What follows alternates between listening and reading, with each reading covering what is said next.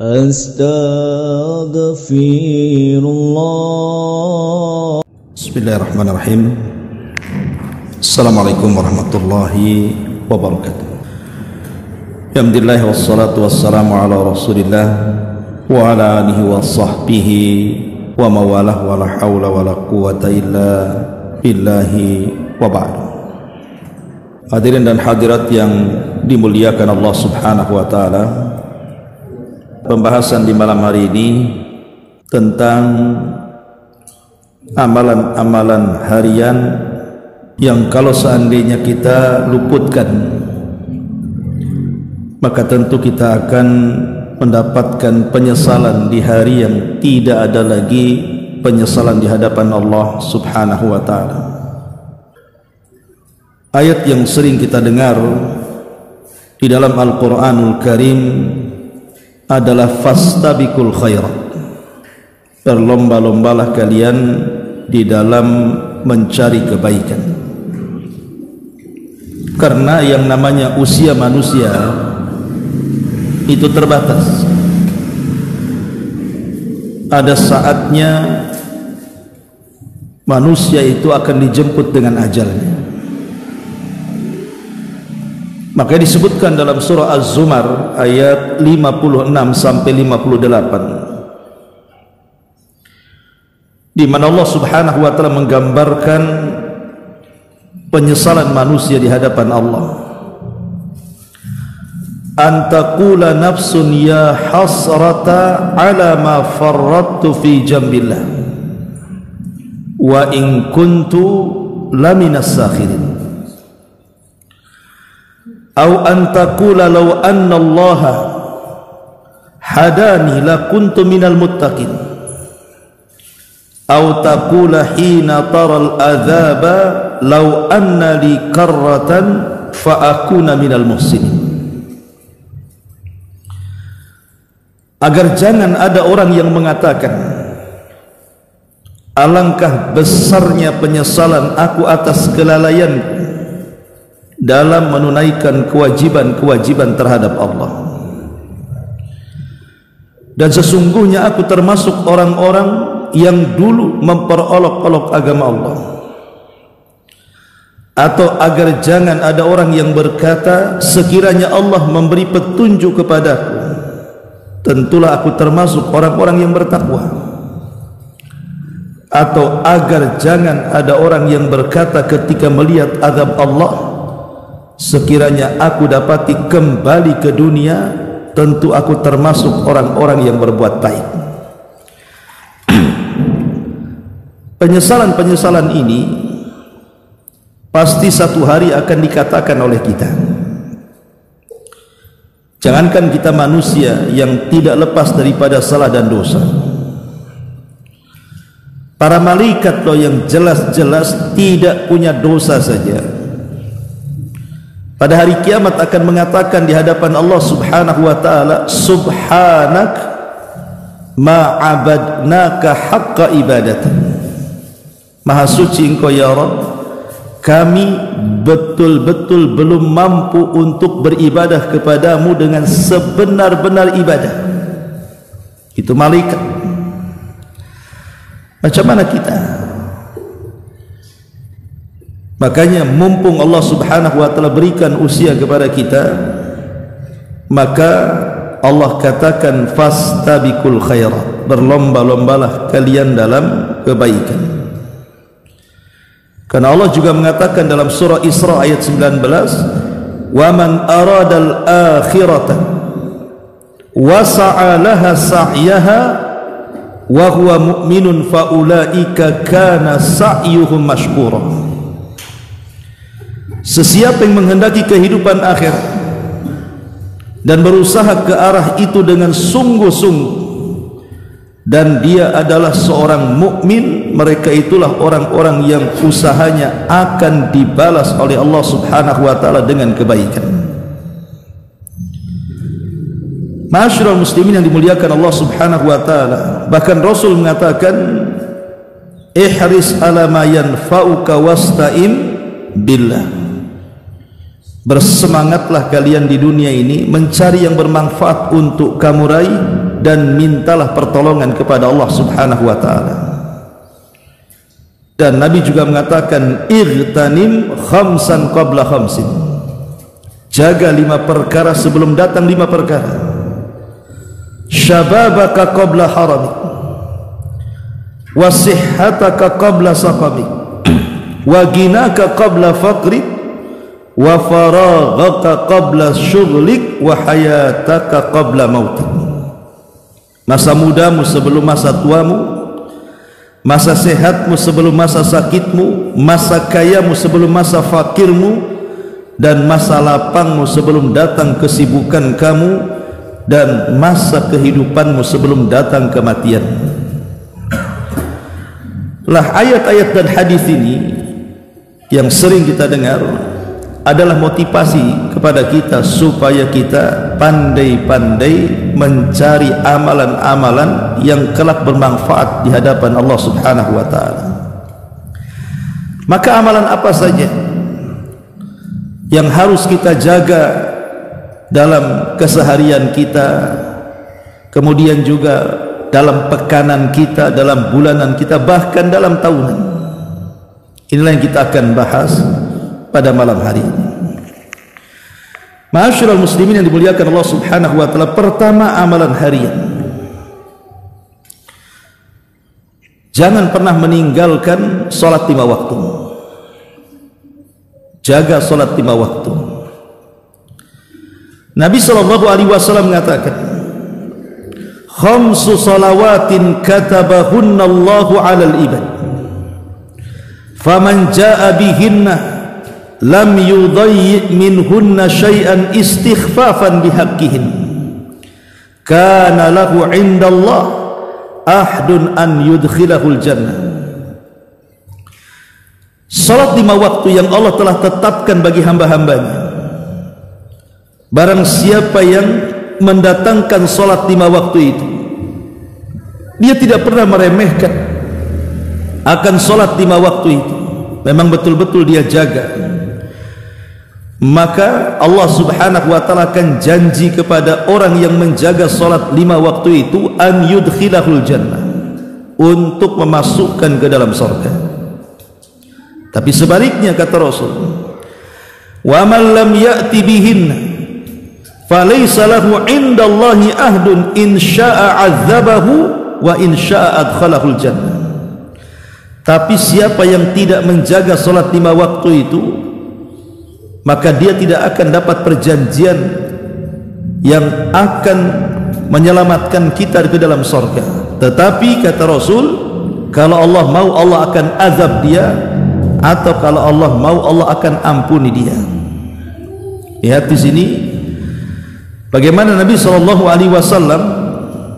memberikan jaminan sorga bagi orang yang menjaga solat 5 waktu. Bahkan ada lebih hadis-hadis itu ancaman-ancaman berat bagi orang-orang yang tidak pernah memperhatikan solat 5 waktu. Contoh, Rasul mengatakan, man hafadha alaiha kanat lahu nuran wa burhanan wa najatan yaumal qiyamah, wa man lam yuhafid alaiha lam yakun lahu nurun wala burhanun wala najatun, wa kana yaumal qiyamati ma'a qarun wa fir'auna wa haman wa ubay ibn khalafin. Siapa yang menjaga salat 5 waktu kata Rasul, maka dia akan mendapatkan cahaya, dia akan mendapatkan bukti dan juga keselamatan pada hari kiamat. Tapi siapa yang tidak menjaga salat 5 waktu, dia tidak akan dapat cahaya, dia tidak akan dapat bukti, dia tidak akan selamat, bahkan dia akan dikumpulkan bersama Qarun, bersama Fir'aun, bersama Haman, dan bersama Ubay ibn Khalaf kata Rasul. Lihat bagaimana ancaman orang yang melalaikan salat 5 waktu. Dikumpulkan satu neraka dengan Qarun, dikumpulkan satu neraka dengan Fir'aun, dikumpulkan satu neraka dengan Haman dan Ubay ibn Khalaf. Ngeri kawan. Ya. Kenapa kemudian Nabi SAW mencontohkan 3 manusia durhaka ini? Pertama Qarun. Qarun dikenal dengan apa? Dengan kekayaannya.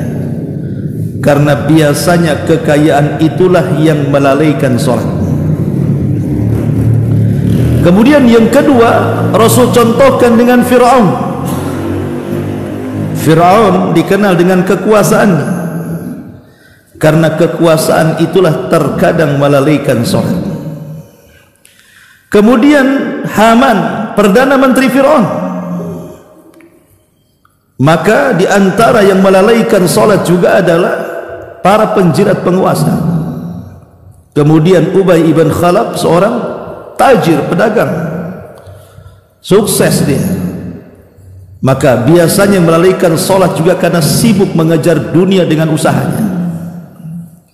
Inilah kenapa kemudian Nabi SAW mencontohkan 4 manusia durhaka ini yang akan dijadikan satu neraka dengan orang-orang yang tidak menjalankan sholat 5 waktu. Maka amalan yang pertama, jangan tinggalkan sholat 5 waktu. Sibuk apapun, tidak ada alasan untuk meninggalkan sholat. Karena sholat yang 5 waktu itu wajibnya itu sifatnya mutlak. Namanya wajib sifatnya mutlak itu tidak bisa gugur dengan sakit, tidak bisa gugur karena perang, tidak bisa gugur dikarenakan safar. Bahkan dalam kondisi apapun, baik aman ataupun tidak, baik sakit ataupun sehat, baik mukim ataupun safar, baik di darat ataupun di lautan, maka sholat wajib itu tidak bisa ditinggalkan selama akalnya masih ada. Maka tidak bisa ditinggalkan, kecuali kalau sudah akalnya nggak ada. Ini yang pertama. Yang kedua, amalan harian, jangan meninggalkan qiraatul Quran. Setiap hari kalau bisa baca Quran, walaupun pamannya tidak harus berjuz-juz kan begitu ya. Bacalah Quran itu walaupun 1 surat, 2 surat pendek yang mungkin kita hafal atau kita ambil mushaf. Karena Nabi SAW mengatakan, man qara'a harfan min kitabillah falahul hasanatu wal hasanatu bi asyri amthaliha, la aqulu alif lam mim harf walakin alifun harfun wal lamun harfun wa mimun harfun. Siapa yang membaca 1 huruf saja dalam Quran, maka setiap 1 huruf itu akan mendapatkan 10 kebaikan. Aku tidak katakan alif lam mim 1 huruf, tapi alif 1 huruf, lam 1 huruf, mim 1 huruf, kata Rasul. Lihat pahala orang yang membaca Quran. Dan saya kira antum punyalah hafalan-hafalan atau stok-stok hafalan surat-surat pendek, masa tak hafal? Walaupun masih setiap hari mengulang-ulang wadduha, inna a'tayna, surah al-ikhlas, muawwidhataini, tidak ada masalah. Karena membaca Quran itu sesuatu yang sangat luar biasa, yang Nabi SAW mengatakan, iqra'ul Quran fa innahu ya'ti yaumal qiyamah syafi'an li ashabi. Bacalah Quran karena kelak pada hari kiamat dia akan menjadi syafaat bagi para pembacanya. Jadi jangan pernah meninggalkan Al-Quran, setiap hari baca walaupun tidak banyak, karena ini penyebab syafaat pada hari kiamat. Bahkan Nabi SAW menganggap orang-orang yang membaca Quran, belajar Quran, mengajarkan Quran itu manusia terbaik. Khairukum man ta'allama al-Qur'ana wa 'allama. Sebaik-baik kalian adalah orang yang belajar Quran dan mengajarkan Quran. Di zaman Nabi SAW, ikhwan, Nabi SAW itu terbiasa kalau malam itu terkadang berjalan-jalan di gang-gang kota Madinah. Dan Nabi SAW terkadang berhenti di satu rumah, yang dalam rumah itu ada orang membaca Quran. Jangan cerita zaman Nabi kan, zaman kita kecil-kecil saja di kampung, di desa, masih terdengarlah orang baca Quran itu dari rumahnya. Kalau sekarang mana ada dangdutan yang ada ya. Yang keluar itu entah apa yang keluar suara itu. Tapi zaman dulu masih kita dengarlah baca-baca Quran dari rumah gubu-gubu, apalagi di musola-musola langgar-langgar itu. Lah apalagi di zaman Nabi. Kalau malam itu para sahabat Nabi SAW suka membaca Quran sehingga suaranya seperti tawon. Jadi satu malam Nabi SAW tiba-tiba kemudian singgah di satu rumah karena menakjubkan bacaannya. Sampai terlenanya Rasul dengan bacaan Quran oleh penghuni rumah itu. Rasul tidak sadar berdiri lama sampai mendekati subuh. Ketika dia sadar dia sudah mau dekat subuh nih, langsung balik dia karena dia harus mengimami sholat subuh kan. Lah selepas sholat subuh dia panggil penghuni rumah itu. Rupanya penghuni rumah itu namanya Abu Musa al-Ash'ari radhiyallahu anhu. Ya Abu Musa, kemari kamu. Kata Abu Musa, ya wahai Rasul. Kata Rasul, tahukah engkau ya Abu Musa, semalam aku berdiri di samping rumah. Aku mendengarkan suara Qur'anmu yang indah. La sautuka kamizmar min mazamiri ali Daud. Suaramu hai Abu Musa seperti lantunan suara Nabi Daud ketika taranum Zabur.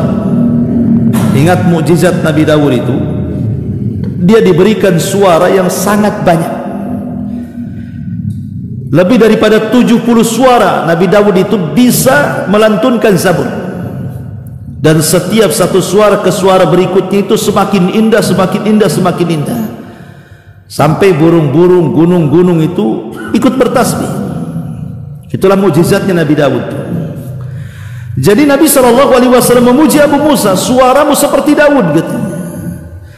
Kata Abu Musa, ya Rasul, kalau aku tahu engkau ada di samping rumahku, maka aku akan indahkan lagi. Itu belum seberapa itu. Lihat bagaimana para sahabat Nabi SAW semangat untuk membaca Quran. Maka jangan meninggalkan Al-Quran. Ini amalan kedua. Amalan ketiga, Qiyamul Lail. Kalau memang bisa kita mampu melaksanakan Qiyamul Lail, walaupun mungkin tidak tiap hari, ya waktu-waktu mungkin 2-3 hari sekali, yang penting ini amalan pekanan, amalan harian harus ada lah kan begitu. Karena bagaimanapun Qiyamul Lail itu ikhwatu fiddin itu mewariskan keikhlasan. Mau ria sama siapa orang yang sholat malam itu ikhwan? Nggak ada. Mau ria sama siapa? Antum bangun sendirian, kecuali antum lain. Sebelum takbir antum buka TikTok dulu ya lah. Tapi kalau antum tidak buka handphone, antum sholat di saat manusia sedang tertidur, ini mewarisi keikhlasan namanya. Karena tidak ada yang tahu kecuali dia dengan Allah Subhanahu wa taala saja kan. Kemudian juga yang kedua, tafakur di malam hari itu lebih berasa dibandingkan tafakur di siang hari. Kemudian juga yang ketiga, akan ada pengaruh kepada akhlak dia saat bermuamalah dengan manusia. Beda orang yang bermuamalah kalau dia tukang sholat malam dengan orang yang tidak sholat malam, itu akan beda kita ini menghadapi orang itu. Karena orang yang sholat malam itu jiwanya baik kata Nabi. Kemudian juga di waktu itu memang tempatnya kita bertobat kepada Allah kan. Ingat hadis tentang nuzul turunnya Allah ke langit dunia. Kemudian Allah mengatakan, siapa yang berdoa ku kabulkan, siapa yang minta ku kasih, siapa yang istighfar ku ampuni dosa-dosanya. Jadi memang waktu malam itu adalah waktu yang tepat untuk istighfar, untuk bertobat kepada Allah Subhanahu wa taala. Bahkan lebih daripada itu, Qiyamul Lail itu termasuk sifat daripada sifat-sifat penduduk surga. Sebagaimana disebutkan dalam surah Al-Imran ayat 15-17 kan, as-sabirina was-sadiqina wal qanitina wal munfikina wal mustaghfirina bil ashar. Ada kalimat wal mustaghfirina bil ashar. Mereka orang-orang yang beristighfar di waktu sahur. Itulah salah satu sifat dari sifat-sifat penghuni surga. Ma'asyiral muslimin wal muslimat rahimani wa rahimakumullah. Ini amalan-amalan harian. Kalau bisa jangan pernah meninggalkannya. Jaga salat 5 waktu, kemudian jaga Al-Quran, kemudian jaga Qiyamul Lail, kemudian jaga zikir. Ya, zikir tentu pagi petang kan ada zikir itu. Zikir ini dalam sehari macam-macam zikir kan. Zikir setelah sholat, zikir pagi petang, zikir sebelum tidur. Jadi banyak zikir-zikir itu. Karena Nabi SAW pernah ditanya oleh seorang sahabat Nabi SAW tentang seorang laki-laki yang bertanya kepada Rasul, "Ya Rasulullah, inna syara'i al-Islam qad kathurat alayya." Rasul, syariat-syariat Islam itu sudah banyak saya kerjakan. Saya sudah melakukan ini, melakukan itu, macam-macam saya lakukan. Kemudian orang ini mengatakan, "Fa akhbirni bi syai'in atashabbathu bihi." Maka kabarkan kepadaku tentang sebuah amalan yang aku terus-terusan tidak bisa terus-terusan untuk mampu mengamalkan amalan itu. Kira-kira apa amalan yang bisa dilakukan terus-terusan? Kalau sholat kan nunggu waktu, zuhur ke asar, asar ke maghrib kan ada waktunya. Puasa juga ada waktunya, nunggu Senin Kamis, ya. Kemudian juga haji apalagi gitu, nunggu banyak duit dulu. Jadi sahabat ini minta amalan yang bisa terus-terusan dilakukan sama dia, yang tidak mengenal tempat, tidak mengenal waktu, tidak mengenal usia gitu ya. Bisa dilakukan siapa saja, anak kecil, orang remaja, dewasa, tua, perempuan, laki-laki, sehat, sakit, safar, mukim, pokoknya semua orang bisa melakukannya. Maka Rasulullah SAW mengatakan, "La yazalu lisanaka ratban min dzikrillah." Maka jangan berhenti lisanmu untuk basah dari zikir kepada Allah Subhanahu wa taala. Inilah amalan ringan tapi pahalanya segudang. Itulah zikir kepada Allah Subhanahu wa taala. Ma'asyiral muslimin wal muslimat rahimani wa rahimakumullah. Dan yang terakhir tentunya, karena setiap saya, antum atau siapapun, saya kira antum pasti punya handphone. Tidak mungkin tidak punya handphone. Zaman sekarang nggak punya handphone kampungan lah. Sekarang hampir semua punya handphone, satu orang dua pula handphonenya. Ada yang 3, ada yang 4. Apa dia sedang jual handphone saya tak tahu. Tapi yang jelas bahwa hampir tidak ada manusia di zaman sekarang kecuali tangannya ada handphone. Maka biar handphone ini bermanfaat dan mendatangkan pahala setiap hari, maka share-lah yang baik-baik. Kalau hendak menulis, tulislah dakwah di dalamnya. Kalau mau copy paste, ya copy paste dakwah di dalamnya. Artinya dengan wasilah handphone itu kita bisa menyebar kebaikan sebanyak-banyaknya dengan berdakwah lewat handphone. Bisa berdakwah lewat handphone. Ya siapa tahu coba kalau kita share di Facebook, kita share di Instagram, di YouTube atau di TikTok atau apalah namanya aplikasi dalam handphone itu. Entah ada yang baca akhirnya terpengaruh, entah ada yang mendengar akhirnya kemudian semangat ibadah. Kita tidak tahu ya. Sementara Nabi SAW mengatakan, "Man da'ila hudan kana lahu minal ajri mithlu ujuri man tabi'ahu la yanqusu min ujurihim syai'an." Siapa yang mengajak manusia ke dalam hidayah, kemudian dia akan mendapatkan pahala dan pahala orang yang mengikutinya tanpa mengurangi pahala mereka sedikit pun. Kita tidak ada yang tahu, gara-gara bacaan kita orang sadar, gara-gara ucapan kita orang sadar kan. Karena menyebar sesuatu yang sifatnya mudah sampai ke orang itu hari ini hanya lewat handphone. Lewat apa lagi? Dan Rasul mengatakan kepada Ali radhiyallahu an, "Fa wallahi la an yahdiyallahu bika rajulan wahidan khairun laka min humrin na'am." Ya Ali, demi Allah, kalau sekiranya lantaran lisanmu satu orang dapat hidayah, itu lebih baik dibandingkan unta merah. Maksudnya unta merah itu kendaraan yang paling mahal di zaman itu. Sebutkan kendaraan yang paling mahal di zaman sekarang. Berapa triliun harganya? Kalau satu orang sadar yang tadinya tidak sholat gara-gara baca tulisan kita akhirnya sholat, atau orang-orang yang jarang ngaji akhirnya ketika baca tulisan kita akhir semangat ngaji, sadar dengan dosa-dosanya, maka dia akan dapat pahala besar. Maka ini juga amalan harian. Kalau memang kita tidak bisa lepas dari handphone, maka gunakan handphone itu untuk berdakwah. Ajak manusia ke jalan Allah Subhanahu wa taala, karena pahala orang yang berdakwah itu tanpa batas. Itu kan sifatnya multi level pahala. Semakin banyak orang sadar, semakin banyak pahala yang didapatkannya. Ini amalan harian. Ya banyak lagi amalan yang lainnya. Ini kan kita mengambil amalan-amalan penting saja. Kemudian yang kedua, amalan pekanan atau mingguan. Pertama, jaga sholat Jumat.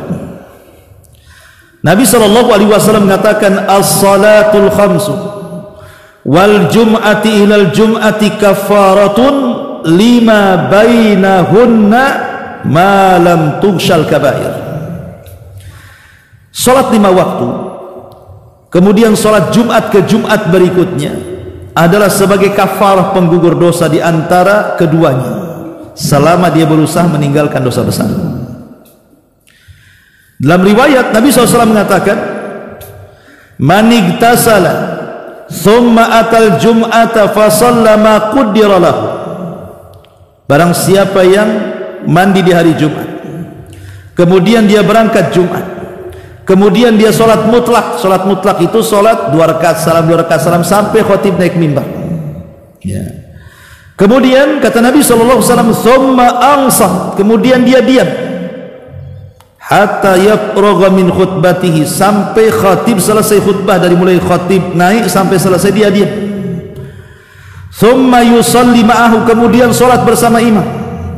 Ghufira lahu ma bainahu wa bainal jum'atil ukhra, maka dosanya akan diampuni sejak Jumat kemarin sampai Jumat hari ini kita lakukan. Jadi antara Jumat ke Jumat itu dosa-dosa kita akan digugurkan. Kan luar biasa. Tapi syaratnya ya tadi, mandi, jangan tak mandi, ya. Kemudian juga dia berpagi-pagi, kemudian sholat sunnah mutlak, kemudian dia sergap dengan khatib dan imam, kemudian sholat bersama imam, maka itulah pahala Jumat ke Jumat itu akan menjadi penggugur dosa. Luar biasa, ya. Bahkan bukan hanya itu saja, sampai-sampai Allah Subhanahu wa taala mengutus malaikat itu untuk berdiri di pintu masjid dan membawa catatan di tangannya. Jadi setiap ada orang yang masuk dicatat oleh malaikat itu. Kalau dia mendapatkan saf pertama, maka malaikat mencatat dia mendapatkan pahala seperti berkurban seekor unta. Kemudian setelah saf pertama penuh, datang saf kedua, maka malaikat akan mencatat juga sama. Ini orang sudah mendapatkan pahala seperti berkorban seekor sapi. Kemudian saf kedua penuh, datang saf ketiga, maka malaikat akan mencatat, ini orang yang masuk ini dapat pahala seperti berkurban dengan seekor kambing. Ketika saf ketiga penuh, datang saf keempat, maka malaikat akan mencatat, nih saf keempat nih akan mendapatkan pahala seperti korban seekor ayam. Kemudian saf yang keempat penuh, datang saf yang kelima, maka malaikat mencatat, nih yang kelima nih pahalanya seperti kurban dengan telur ayam. Setelah saf kelima, malaikat nggak ada lagi itu di pintu, karena sudah tinggal tai ayamnya tuh ke belakang tuh, ya. Nah, sudah nggak ada lagi kan, malaikatnya sudah masuk ikut sholat Jumat tuh.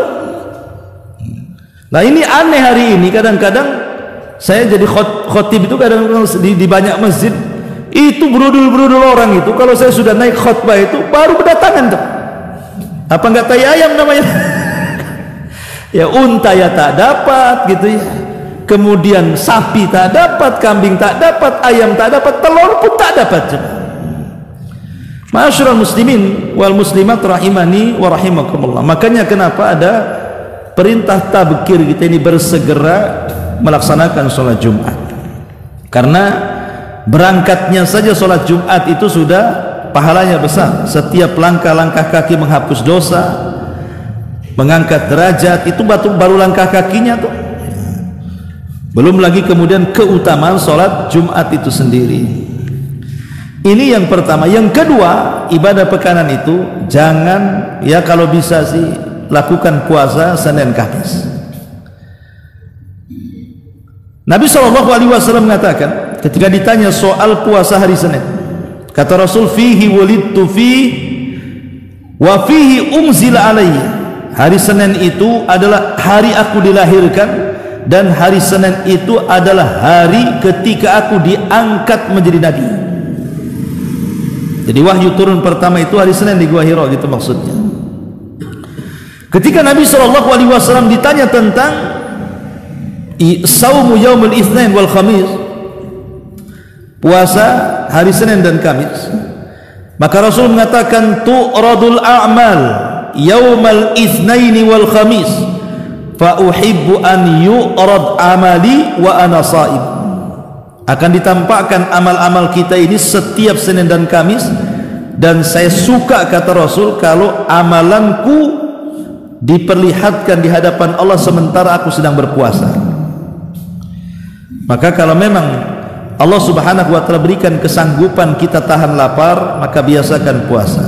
Karena kan orang itu kan diberikan kemampuan ibadah itu macam-macam, ikhwan.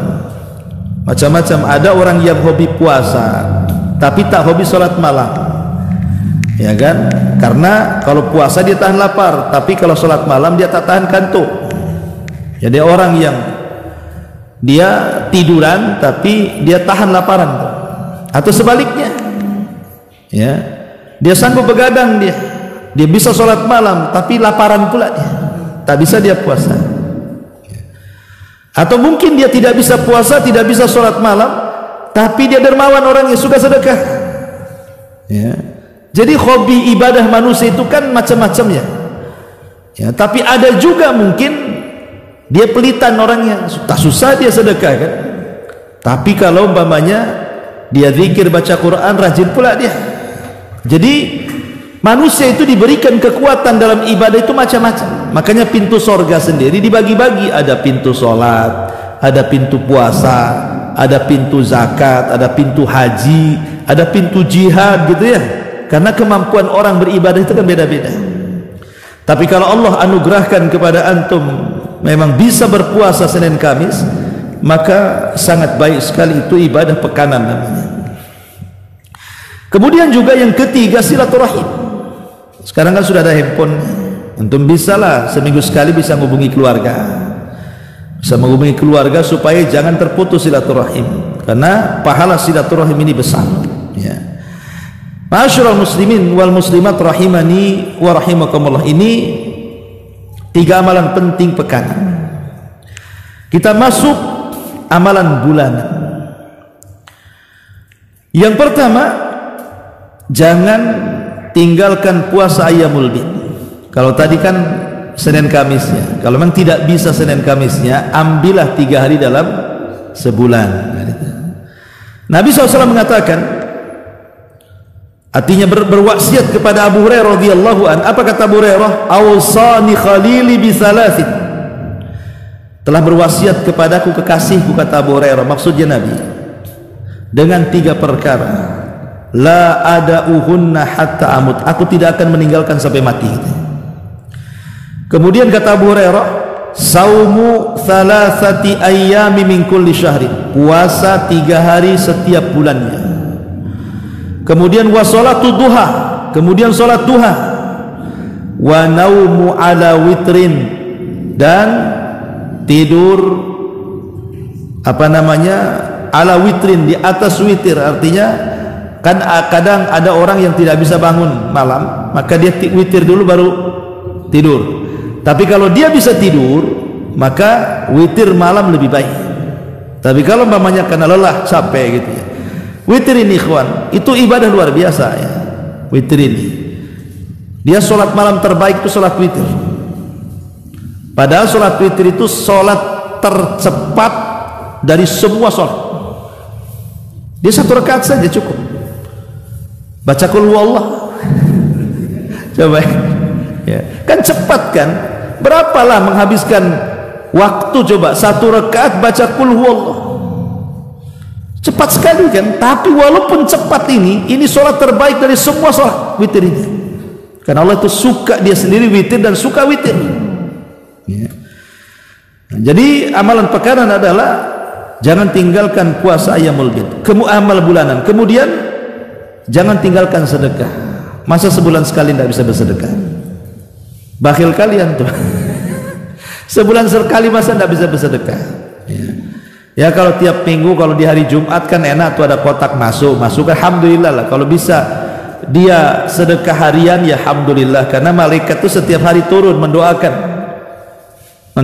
orang yang bersedekah akan dilipat gandakan pahalanya setiap hari, setiap pagi malaikat itu turun mendoakan. Kalau tidak bisa 1 pekan sekali lah sedekah, kalau tidak bisa 1 bulan sekali minimal kita sedekah, karena sedekah ini banyak manfaatnya, bahkan bisa dijadikan untuk menyembuhkan penyakit.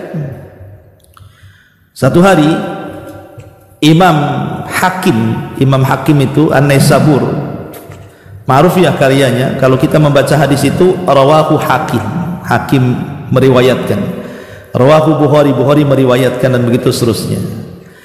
Jadi Imam Hakim An-Naisabur ini satu hari terkena penyakit. Dia sudah berobat ke sana kemari, tak kunjung juga sembuh. Jadi satu hari dia hadir di majelisnya Al-Imam As-Sabuni. Imam As-Sabuni ma'ruf, imam yang produktif, banyak mengarang kitab, salah satunya Aqidah Ashabil Hadis, ya, yang kitabnya sangat bagus sekali. Jadi Imam Hakim ini mengadu kepada Imam As-Sabuni dan mengatakan, ya Imam, bisa enggak kau minta doa murid-muridmu agar mendoakan kesembuhan penyakitku? Akhirnya Imam Sabuni pun ngomong di jemaah pengajiannya, mari kita doakan supaya Imam Hakim diberikan kesembuhan oleh Allah Azza wa Jalla. Maka murid-muridnya banyak mendoakan akan kesembuhan Imam Hakim ini. Lah dari sekian jamaahnya itu ada seorang wanita, seorang ibu-ibu, malam harinya bermimpi. Dalam mimpinya dia berjumpa dengan malaikat dan menghabarkan kepada ibu ini, sampaikan kepada Hakim, kalau ingin sembuh penyakitnya bersedekahlah dengan air. Akhirnya kemudian sang ibu ini menyampaikan kepada Imam Sabuni, maka Imam Sabuni menyampaikan kepada Imam Hakim, mudah-mudahan kalau engkau bersedekah Allah sembuhkan penyakitmu, karena Rasulullah SAW mengatakan tadawau mardokum bis sadaqah, obati orang sakit kalian dengan cara sedekah. Akhirnya kemudian Imam Hakim pun mencari daerah-daerah yang berhajat dengan air, dia gali sumur, kemudian keluar air dan dia sedekahkan airnya kepada orang yang berhajat dengan air. Maka setelah peristiwa itu Allah Subhanahu wa taala menyembuhkan penyakitnya. Shadaqa Rasulullah sallallahu alaihi wasallam yang mengatakan tadawau mardakum bis sadaqah, obati orang sakit di antara kalian dengan sedekah. Jadi sedekah itu bisa jadi obat, ya. Ustaz, saya sudah sering sedekah tapi kok tak sembuh-sembuh, kan gitu. Ingat bahwa sedekah untuk menyembuhkan penyakit itu ada syarat-syaratnya. Pertama, jangan diniatkan sedekahnya untuk kesembuhan dulu, tapi niatkan sedekah itu lillahi ta'ala dulu. Kan beramal itu karena Allah dulu, kan gitu ya. Jadi sedekahnya lillahi ta'ala dulu, itu yang pertama, minta keridhaannya. Baru setelah itu dengan wasilah sedekah itu kita minta kesembuhan. Jangan dibalik, kan itu. Saya sedekah karena penyakit, nggak sembuh-sembuh penyakitnya, Allah pula disalahkan. Kalaupun sudah umpamanya syarat-syarat sedekah itu terpenuhi, kemudian juga tak kunjung sakit, ya memang sudah takdir, mau diapakan, kan begitu. Takdir Allah itu tidak bisa dirubah. Boleh jadi dengan sakit itu gugurlah banyak-banyak dosa, karena ada sorga itu yang tidak bisa diraih dengan puasa, dengan sholat, dengan zakat, dengan baca Quran, hanya bisa diraih dengan sabar. Dan sabar itu mesti harus ada ujian. Lah salah satu ujian yang berat itu adalah sakit biasanya. Ya. Taib, masyarul muslimin wal muslimat rahimani wa rahimudan, banyak ya manfaat sedekah ini, bukan hanya bisa menyembuhkan penyakit, macam-macam. Ya. Kemudian amalan yang kedua yang sifatnya juga pekanan adalah selain daripada sedekah secara umum, Juga sebulan sekali kalau bisa berkunjunglah kepada atau datangilah anak-anak yatim. Anak-anak yatim harus disayang, anak-anak yatim itu.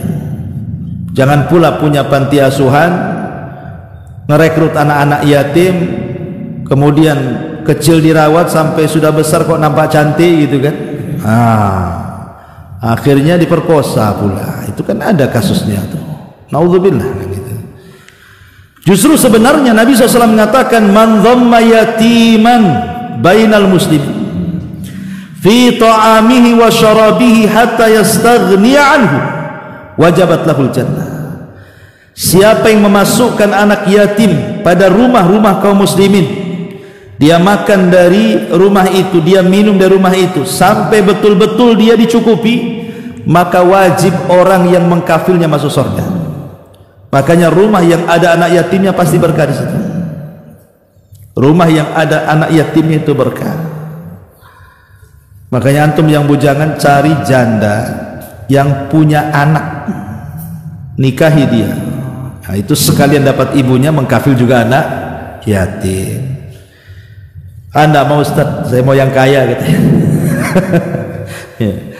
Jadi begitu cara mengkafilnya, tidak harus menikahi ibunya. Tapi kalau ingin seperti itu juga pernah dilakukan Nabi. Cara mengkafil anak yatim kan macam-macam. Salah satunya dengan menikahi ibunya. Seperti yang terjadi kepada Rasul ketika menikahi siapa? Ummu Salamah. Ya kan? Ummu Salamah ini anaknya banyak. Suaminya meninggal Abu Salamah itu. Dan kehidupannya memang susah. Anaknya banyak, hidupnya susah, dan dia seorang janda. Dan ketika meninggal Abu Salamah, Ummu Salamah terpukul berat. Sementara tidak ada laki-laki yang lebih dicintai bagi dia menurut Ummu Salamah adalah Abu Salamah. Sampai banyak sahabat melamar dia, ditolak dia. Alasannya bahwa tidak ada laki-laki yang paling saya cintai kecuali Abu Salamah. Kalau akhwat hari ini yang nggak ada lah. Kalau antum mati, kawin lagi Ustaz. Ya. Intinya bahwa Nabi SAW akhirnya melamar Ummu Salamah kan. Kemudian Ummu Salamah ketika itu sebenarnya mau nolak ya, dengan cara halus, sehingga dia mengatakan, ya Rasulullah, gadis-gadis itu banyak, kenapa milih aku? Aku kan sudah tua, katanya. Kemudian yang kedua, aku ini wanita pecemburu, sementara istrimu banyak, wahai Rasul. Kemudian yang ketiga, kata Ummu Salamah ini, apa yang ketiga? Pertama, anakku banyak, usiaku sudah tua, dan aku wanita pecemburu. Tapi Nabi SAW meyakinkan tiga perkara ini. Kata Rasul, adapun usiamu sudah tua, aku juga sudah tua, kan gitu. Sama-sama tua, apa masalahnya? Oh, sekarang kan mana mau antum. Yang tua cari yang muda lah kan itu. Walaupun yang bangka pun tetap aja cari yang muda. Kemudian kata Nabi SAW, adapun anak-anakmu, anak-anakku. Artinya kalau antum menikahi janda yang punya anak, jangan mau ibunya saja, harus mau juga anaknya. Anak-anakmu adalah anak-anakku, kata Rasul. Jadi jangan dibedakan. Adapun sifat pencemburumu, kata Nabi SAW, aku akan berdoa kepada Allah, semoga Allah hilangkan. Akhirnya Nabi berdoa kepada Allah untuk menghilangkan sifat cemburunya Ummu Salamah, betul-betul hilang. Dia tidak punya cemburu lagi, sehingga dia satu-satunya istri yang paling berakal. Kalau istri yang lain cemburuan, Aisyah, Hafsah cemburuan, Ummu Salamah tidak. Makanya dia wanita satu-satunya berakal tuh di antara istri si Nabi itu. Kalau ada masalah mesti dia yang diutus. Antum tahu doanya? Doanya antum tahu? Ya. Kalau tahu anak kasih tahu kan gitu. Mana anak tak tahu juga itu masalahnya. Karena riwayatnya begitu saja kan. Rasul berdoa tapi lafadznya nggak jelas kan itu ya. Baik. Intinya bahwa Rasul menikahi Ummu Salamah, kemudian mengkafil anak-anaknya. Itulah bentuk kafilul yatim namanya. Mengkafil anak yatim itu dengan cara menikahi ibunya, kemudian dirawat anak-anaknya. Ini kesempatan dapat ibunya juga bisa menjadi kafil yatim. Dan Rasul mengatakan, ana wa kafilul yatim fil jannati kahataini, kata Rasul. Saya dan para pengkafil anak yatim di sorga seperti ini, saking dekatnya. Ataupun kalau tidak menikahi ibunya tidak ada masalah, kita ambil anaknya saja sampai dia balik. Bu, ibu kan susah hidupnya, biarlah anak ibu itu sama kami. Nanti kalau setelah anak ini dewasa balik, kami kembalikan. Karena Rasul mengatakan la aitama ba'dal bulugh, tidak dinyatakan yatim kalau sudah balik. Jadi batas anak yatim itu sampai balik. Baliknya laki-laki 15 tahun, baliknya wanita 9 tahun. Artinya kalau antum mengambil bayi anak yatim, kemudian antum hidupi mereka, cukupi mereka, baik kehidupan badan, ruh ataupun sekolahnya, sampai dia balik, berarti antum sudah mengkafil anak yatim. Karena kalau sudah di atas balik, posisinya bukan yatim lagi, walaupun ayahnya meninggal. Boleh jadi kalau dia susah ya kita katakan fakir, kita katakan miskin, kan itu. Kalau kita tetap menolong, berarti bukan menolong anak yatim, tapi menolong orang miskin, beralih dia pahalanya. Ya. Saya bayangkan kalau kita mengkafil anak yatim dari besar sampai balik, waktu pun balik masih juga antum biayai, berarti antum dapat 2 pahala. Pertama anak yatim antum kafil, setelah itu beralih dari anak yatim ke orang miskin, dapat 2 pahala kan? Ya, kalau seandainya tidak ada batas usia anak yatim itu, ya antum anak yatim juga kan, bisa juga antum minta juga. Antum bapak dia suatu aja, saya anak yatim juga Ustaz, pada tua bangka tuh. Makanya kemudian dibatasi dengan usia balik, ya, itu baru dia katakan anak yatim. Jadi kalau memang bisa lah ya, bulanan itu ya datang anak-anak yatim, datang ke fakir miskin, tolong mereka. Ya, ini amalan bulanan dan amalan tahunan ya. Kalau Allah berikan rezeki kepada kita, haji atau umroh lah. Ini amalan tahunan nih, haji ataupun umroh. Kalau tidak bisa haji ya umroh. Nabi SAW ditanya tentang amalan yang paling afdal, maka Rasul mengatakan imanun billah, beriman kepada Allah dan beriman kepada Rasul. Kemudian sahabat bertanya, apalagi wahai Rasul? Kemudian Rasul mengatakan jihad di jalan Allah. Kemudian apalagi wahai Rasul? Kemudian Rasul mengatakan hajjun mabrur, haji yang mabrur. Dan syarat haji yang mabrur itu ada 5. Kalau anda ingin haji dan ingin mabrur hajinya, pertama berangkat dari harta yang dihalalkan, bukan harta hasil korupsi ataupun hasil dari judi online. Kemudian yang kedua, an yabta'ida anil fiski wal ithmi wal jidali fi. Ketika pelaksanaannya jauhi kefasikan, jauhi dosa dan jangan berdebat. Kemudian yang ketiga, an ya'tiya bil manasik wifqa sunnatin nabi. Hendaklah belajar manasik haji yang sesuai dengan sunnah Nabi. Jangan aneh-aneh. Ya, karena biasanya orang berangkat haji karena nggak ada ilmunya, akhirnya terkadang melaksanakan manasik itu jauh daripada sunnah. Harusnya melempar batu, malah sendal dilempar. Ya. Kemudian juga yang keempat, an yura'i bihaji, alla yura'i bihaji, bal yukhallisu fihi li rabbih. Jauhi riya dengan hajinya itu. Makanya sering saya katakan bahwa yang kurang di negeri kita ini saat melaksanakan haji adalah bimbingan manasik haji, terutama soal niat. Soal niat tuh.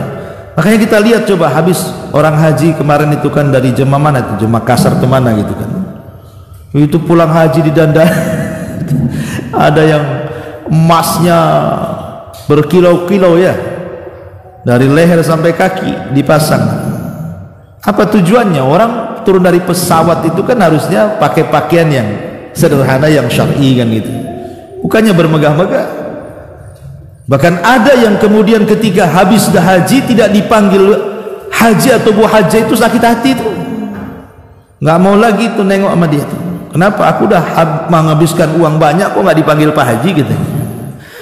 Jadi banyak faktor. Makanya kalau ingin haji mabrur, tinggalkanlah. Kalaupun seandainya kita tidak ada niat dipanggil haji, tiba-tiba ada yang memanggil pak haji, itu namanya busyrul ajil kata Rasul. Itu kabar gembira yang disegerakan di dunia. Tapi bukan karena keinginan kita meminta dipanggil itu maksudnya. Yang masalahnya kita belum haji dipanggil Pak Haji senang pula. Gara-gara antum pakai peci putih masuklah ke pasar sini. Ini pedagang ini pandai supaya antum beli. Ya, ji katanya. Antum jangan nengok karena antum nggak pernah haji. Kemudian juga yang terakhir, alla yaqubu bi maksiatin aw itsmin.